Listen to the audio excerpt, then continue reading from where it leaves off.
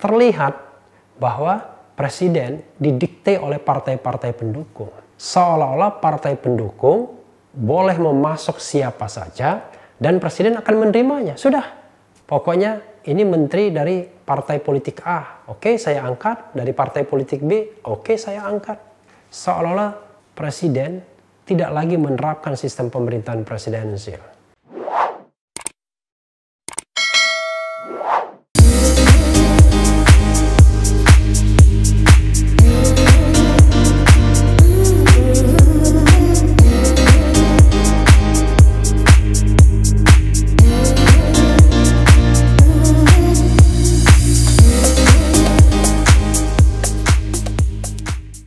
Langkah apapun yang ekstraordinari akan saya lakukan untuk 267 juta rakyat kita, untuk negara. Bisa aja membubarkan lembaga, bisa aja reshuffle, udah kepikiran kemana-mana saya. Assalamualaikum warahmatullahi wabarakatuh, Sobat RH sekalian. Jumpa lagi kita di channel yang keren ini, Keren Cadas. Nah, kita ikut Uber juga berita yang lagi hangat-hangatnya, yaitu Presiden Jokowi marah.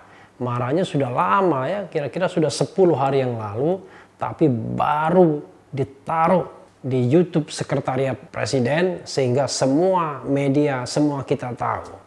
Nah, tidak terkecuali channel Refli Harun ini juga mau ikut mengomentari, tentu dengan sudut pandang saya, sudut pandang hukum tata negara ya, dengan hal-hal yang saya pahami. Saya ingin membacakan ada pernyataan yang menarik untuk saya bacakan dari banyak sekali berita atau baik cetak maupun elektronik ya, yaitu kemarahan Jokowi dinilai pertontonkan aib sendiri. Wah, luar biasa ini ya. Dari Viva News, Presiden Joko Widodo marah dengan kinerja para pembantunya di kabinet yang tidak memuaskan.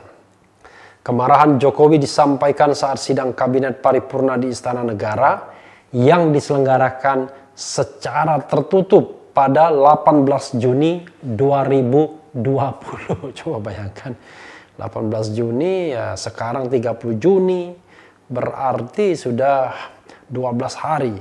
Namun video kemarahan Jokowi itu disebar pihak istana 10 hari kemudian atau 28 Juni 2020. Maksudnya apa ya? Pasti ada maksud ini ya. Kalau kita bicara tentang teori komunikasi, barangkali penasehat komunikasi presiden mengatakan wah video ini harus disebar bahwa presiden betul-betul serius dalam menghadapi pandemi COVID-19 ini dan sudah sebal dengan para pembantunya, para menterinya ya. Direktur Parameter Politik Indonesia Adi Prayitno menilai video marah-marah Jokowi itu sama dengan memperlihatkan aib kabinetnya sendiri. Pertama, dari segi politik, kemarahan Jokowi ini justru mempertontonkan aib kabinet kerja sendiri. Mestinya video itu sebatas konsumsi internal saja, tak perlu diumbar ke publik, ujar Adi ketika dihubungi Viva News Senin 29 Juni 2020. Kemudian, dari segi komunikasi, Jokowi menurutnya terlihat menggunakan strategi komunikasi low context communication, yaitu langsung kepada inti permasalahan. Ya, luar biasa ya, bukan yang high context tapi low context, langsung to the point. Yang menekankan pada pesan yang to the point, pada inti permasalahan, langsung marah dan mengancam reshuffle. Sesuatu yang tak biasa Jokowi lakukan, ujar Adi. Meskipun tidak dipastikan akan ada reshuffle dalam waktu dekat ini, namun ancaman perombakan kabinet tidak bisa dianggap enteng. Menurut Adi, ancaman reshuffle benar-benar menandakan adanya ketidakpuasan dari Jokowi terhadap kinerja para pembantunya. Itu ancaman reshuffle kalau menteri kerjanya nggak memuaskan. Jarang-jarang presiden vulgar begitu, kata Adi. Saya teringat Presiden SBY, awalnya memang santun, ngomongnya teratur, kita tahu kan. Dulu pernah ada penilaian ya, beberapa orang yang dianggap berbahasa Indonesia terbaik. Salah satunya adalah Susilo Bambang Yudhoyono yang pada waktu itu belum menjabat presiden, jadi ngomong secara teratur. Tapi kita lihat ketika pada masa kedua pemerintahnya sudah mulai sering marah, sering mengeluh ya, sering curhat dan lain sebagainya. air mukanya pun berubah. Karena begitu beratnya beban sebagai presiden ya. Bayangkan baru 2 periode, apalagi kalau 3 periode, 4 periode ya. Sebelumnya, Presiden Jokowi meminta para menterinya bekerja lebih keras lagi untuk masyarakat di masa pandemi COVID-19. Ia menyebut situasi saat sekarang sudah semestinya diatasi dengan langkah-langkah yang luar biasa atau extraordinary. Bukan hanya korupsi extraordinary, tapi langkah pun harus extraordinary ya. Jokowi bahkan mengultimatum akan melakukan reshuffle kabinet bila itu dibutuhkan. Dalam rapat itu, Jokowi tampak meninggi bicaranya. Ia meminta jajaran kabinetnya mempunyai satu kesamaan pikiran bahwa saat ini dalam situasi krisis. Karena itu, ia menegaskan agar para kabinetnya bekerja keras, bukan bekerja biasa-biasa saja.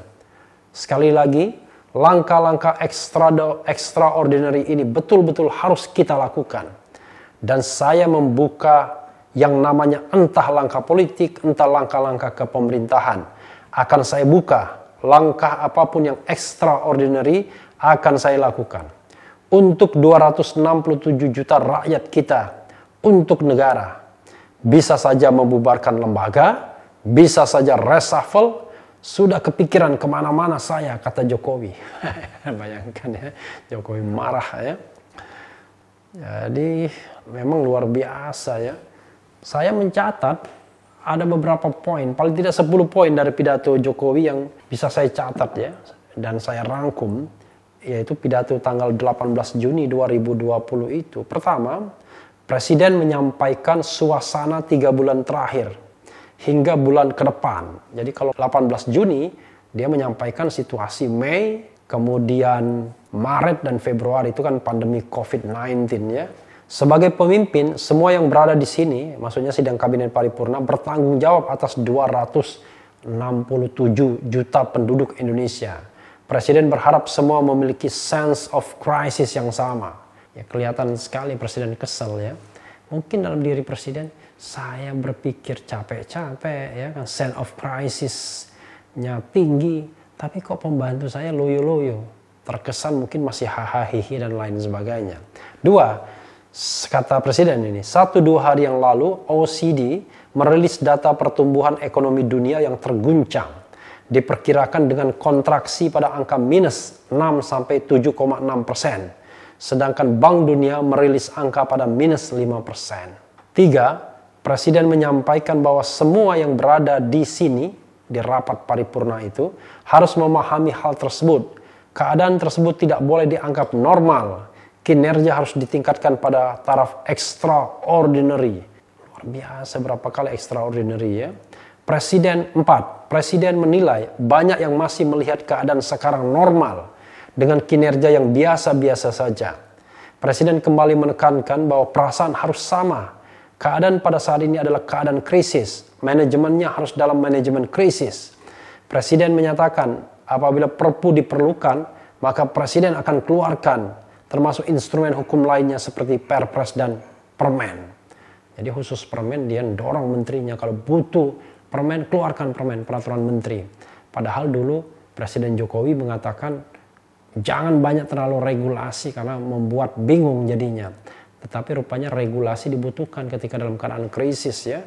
Kemudian Presiden menyatakan merasa jengkel dengan kinerja saat ini yang masih biasa-biasa saja. Seakan tidak memiliki perasaan di masa krisis. Jadi berkali-kali memang kalau kita lihat pidato itu, dia ingin menekankan ini krisis, ini krisis.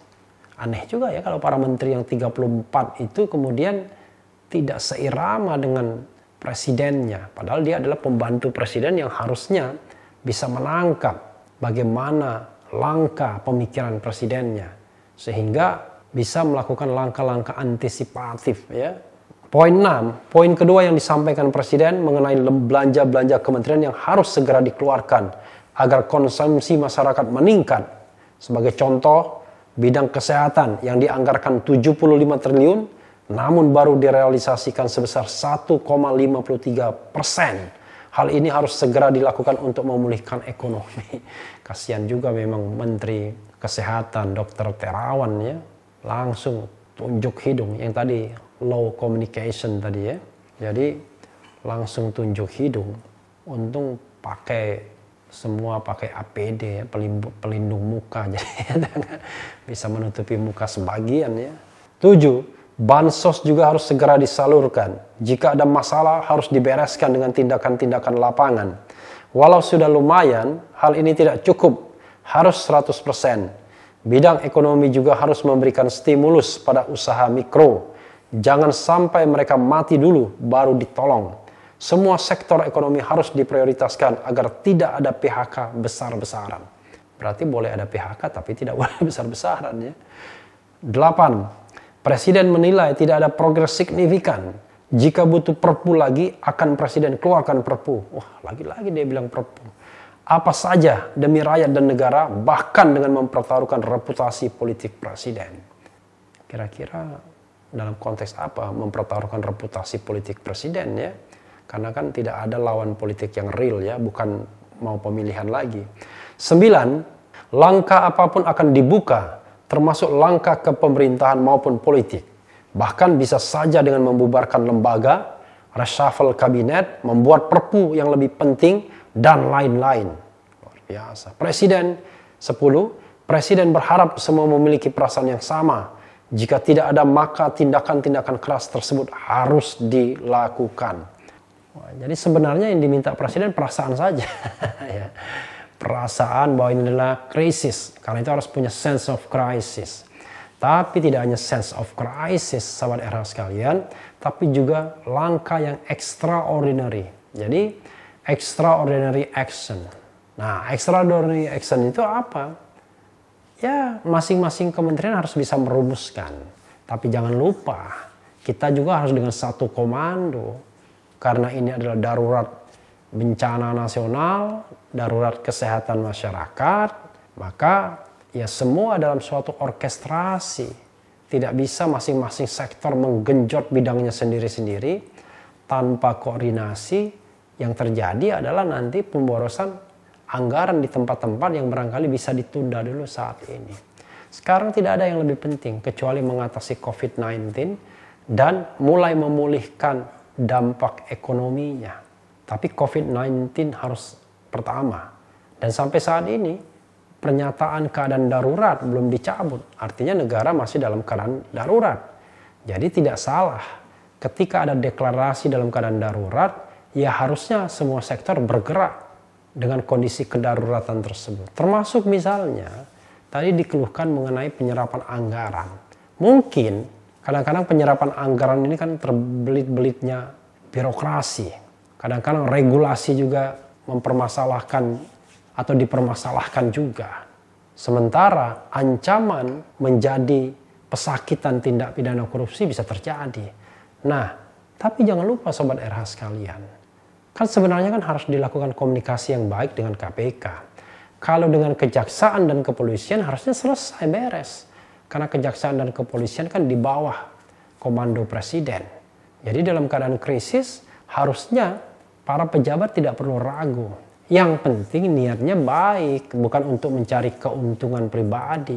Atau misalnya melanjutkan proyek-proyek yang sudah diijon, yang sudah melibatkan pihak ketiga dalam proses negosiasi dan proses goalnya proyek tersebut.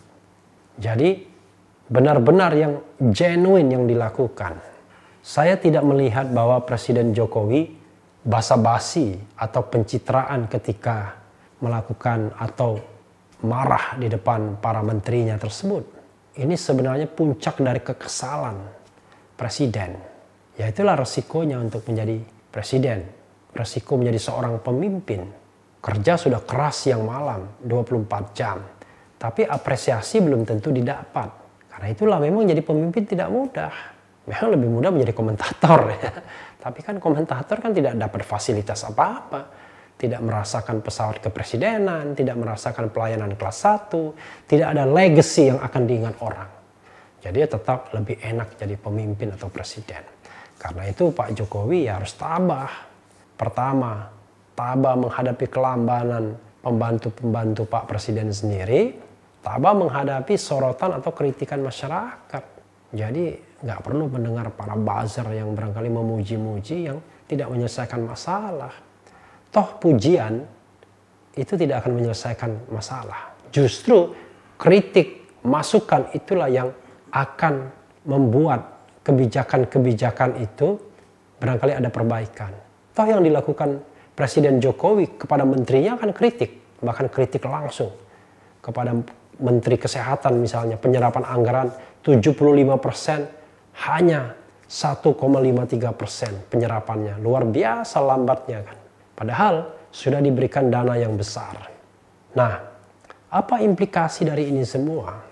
Dalam video selanjutnya saya mengatakan, ya memang pada periode kedua ini Presiden Jokowi dibantu oleh para menteri yang nilainya kurang dari 6. Pada kabinet kerja pertama saja saya mengatakan nilainya cuma 6 saja. Dan terbukti di perjalanan berapa kali terjadi reshuffle. Artinya kan ada masalah. Berkali-kali ada reshuffle. Ya celakanya memang tidak semua yang di reshuffle tersebut yang buruk. Yang baik juga di reshuffle juga mungkin karena tidak sejalan ya. Ada beberapa nama yang cukup mumpuni di reshuffle juga. Tetapi pada periode kedua ini bahan bakunya, at the first place saya melihat, wah ini tidak sampai 1 tahun pasti reshuffle. Kenapa? Terlihat bahwa presiden didikte oleh partai-partai pendukung. Seolah-olah partai pendukung boleh memasok siapa saja dan presiden akan menerimanya. Sudah, pokoknya ini menteri dari partai politik A, oke saya angkat. Dari partai politik B, oke saya angkat.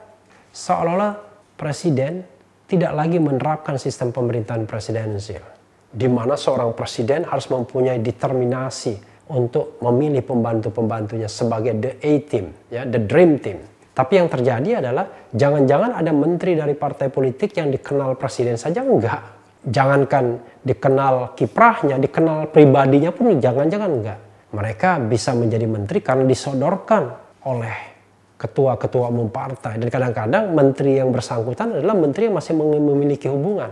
Masih memiliki hubungan dengan ketua-ketua umum partai tersebut. Atau karena dekat. Atau ada endorsement khusus, special endorsement. Jadi kalau presiden tidak punya room, tidak punya ruang untuk memilih orang-orang terbaik dalam rangka mengimplementasikan program pemerintahannya, jangan harap Presiden Jokowi akan menciptakan atau mewariskan legacy yang baik dalam proses ke depan. Bahkan saya melihat gejala dari awal misalnya presiden makin terlilit, makin terbelenggu. Terbelenggu oleh siapa? Bisa jadi oleh para pemodal, oleh orang-orang yang selama ini membantu kampanye. Karena pilpres itu mahal, karena presidensial threshold itu harus membeli semua partai politik. Nah sekarang kepada para cukong tersebut, kepada mereka yang menyumbang dalam pilpres yang kemarin, kepada mereka yang berkeringat, bisa nggak merelakan presiden untuk bekerja sebaik-baiknya, memilih pembantu sebaik-baiknya, tentu di tengah plus dan minus kemampuan personal Presiden Jokowi. Karena kita sudah memilih, kan tidak mungkin lagi yang namanya leadership, ya, kemampuan leadership seseorang itu, kan itu tidak satu malam bisa berubah. Itu hasil proses yang panjang. Presiden Jokowi harusnya mengalami proses itu luar biasa. Di wali kota Solo, di gubernur DKI, 1 periode menjadi presiden. Jadi harusnya enough, cukup. Tapi jangan lupa, selain pengalaman, bakat juga menentukan. Harisma juga menentukan. Pengetahuan juga menentukan. Passion juga menentukan. Gaya, kemampuan berkomunikasi juga menentukan. Jadi banyak faktor. Karena itulah memang kalau kita mau memilih presiden dan wakil presiden, ya kita memang harus memilih primus inter pares. Nah belum lagi dalam konteks ini, ya kan, sepak terjang wakil presiden di mana? Apakah wakil presiden cukup membantu agar presiden tidak terus marah, bisa berbagi tugas dalam menangani masalah-masalah pemerintahan sehari-hari? Nah, it is a big question. Sudah rahasia umum. Kalau JK dulu, dia memiliki kemampuan. Tapi kadang-kadang bisa berjalan di luar garis saking kreatifnya. Kadang-kadang seperti ada 2 matahari. Kalau sekarang belum terlihat langkah-langkah yang dilakukan wakil presiden misalnya. Ya mungkin kurang publikasi kita tidak tahu. Karena mata kita, pikiran kita selalu mengarahkan kepada istana presiden, bukan istana wakil presiden. Memang dalam sistem pemerintahan presidensil, wakil presiden hanyalah ban serep yang akan dipakai kalau presiden berhalangan. Tetapi jangan lupa, dalam sejarah kita ada wakil presiden yang cukup powerful seperti Hatta misalnya. Jadi Hatta sangat membantu Bung Karno pada awal-awal kemerdekaan. Maka disebut Dwi Tunggal. Bahkan Hatta pula yang dalam tanda kutip sesungguhnya menjegal keinginan Bung Karno menjadikan PNI sebagai partai tunggal. Bayangkan kalau partai tunggal, kita akan mengarah kepada negara-negara sosialis ya, one party system. Hatta mengeluarkan maklumat X yang memungkinkan pembentukan partai-partai politik. Sehingga sejak itu partai-partai politik bermunculan seperti jamur di musim hujan. Memang kemudian kita mengalami era parlementer, tapi setelah itu era presidensial kembali setelah adanya dekret 5 Juli 59 sampai saat ini. Saat ini banyak juga partai politik, tapi yang ada di Senayan 9. Pada era pemerintahan SBY, JK, Yusuf Kala juga workable. Jadi sesungguhnya memang dalam sejarah kita ada wakil-wakil presiden yang sangat aktif membantu presiden, ada yang jauh lebih pasif, mungkin juga menunggu perintah presiden. Kita tidak tahu bagaimana akhir dari ini semua. Ramalan saya tetap, sebelum Oktober, sebelum 1 tahun akan ada reshuffle. Itu ramalan saya yang saya pernah sampaikan di Kompas TV November 2019. Yang namanya ramalan bisa salah, bisa benar. Tapi indikasinya kemarahan tersebut menunjukkan bahwa mungkin ke depan 1, 2, 3 menteri bakal diganti. Mungkin juga menteri yang disebut secara langsung akan diganti. Kita berharap dalam sisa masa pemerintahan Presiden Jokowi mampu berbuat sebaik-baiknya untuk meninggalkan warisan yang baik, legacy yang baik, agar kemudian anak cucu kita semua bisa mengenangnya. Nah, sahabat era sekalian, itu saja kita bicara tentang menakar kemarahan Jokowi. Saya tidak tahu apakah setelah 12 hari ini tetap marah atau tidak. Apakah ada perubahan atau tidak kinerja kementeriannya. Mudah-mudahan sudah berubah semua. COVID-19 segera berlalu. Dan kita tetap di channel ini. Karena di channel ini Anda akan dirayu, ditipu, dibaperin, dicecar, diumber pula di jalur khusus. Karena channel ini adalah channel yang memeras, mengancam, dan membenci. Jangan lupa subscribe, like, comment and share. Ciao.